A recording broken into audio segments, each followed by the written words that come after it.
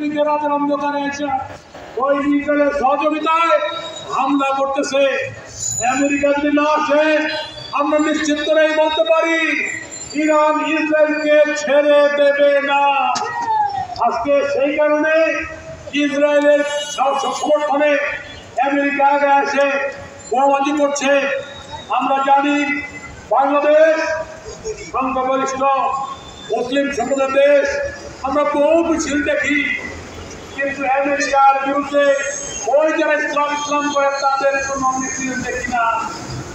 এর আগেও হত্যাকাণ্ড ঘটেছে ইসরায়েলে, হেড্রোনে হত্যাকাণ্ড ঘটেছে, বড় বড় হত্যাকাণ্ড ঘটেছে, জামাতে ইসলামের ভাইয়েরা কথা বলেন নাই।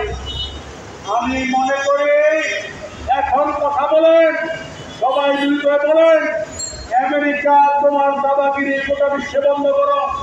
শুধু মুসলমান না, মানবতা ধ্বংস করার জন্য তোমার যে পরিকল্পনা সেই পরিকল্পনা বন্ধ করো।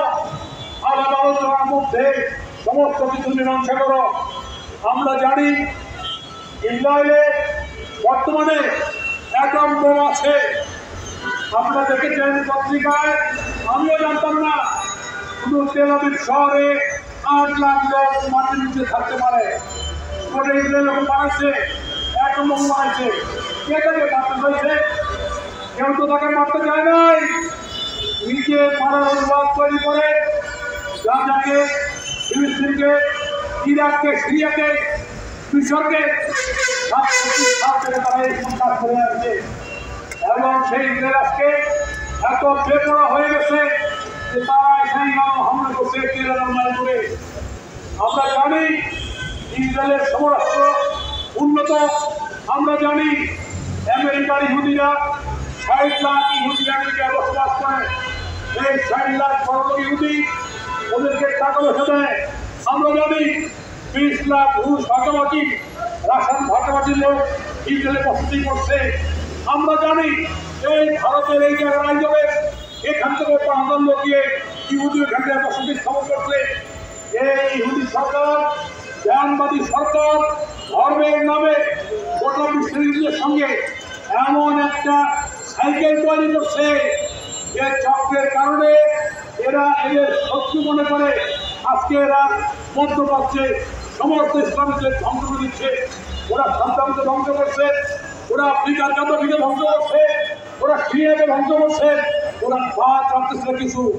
ওরা যদি সফলকাম হয় ওরা পাকিস্তান সহ, মিশর সহ, তুর্কি সহ কাউকে বাদ রাখবে না।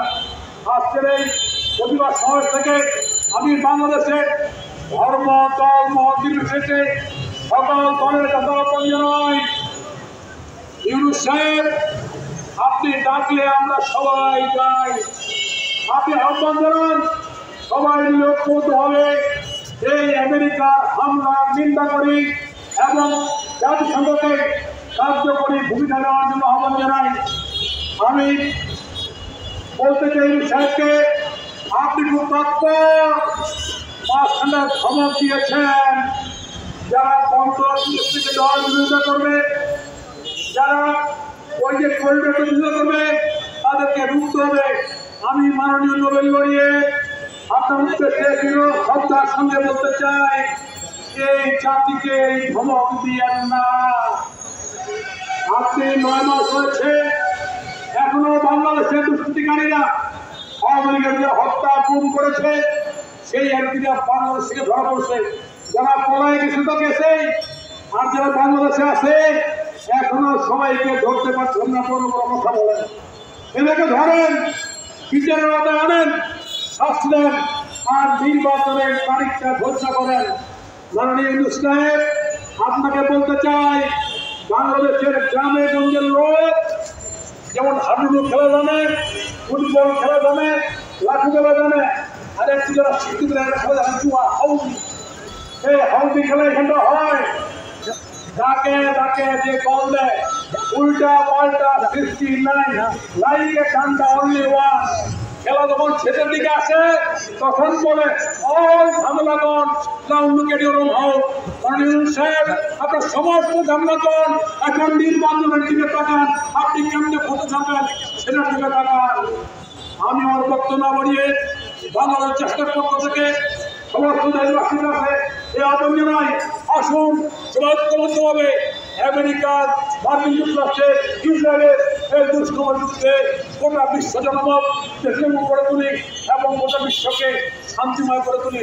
সবাইকে ধন্যবাদ। জয় বাংলাদেশ, জয় বাংলাদেশ।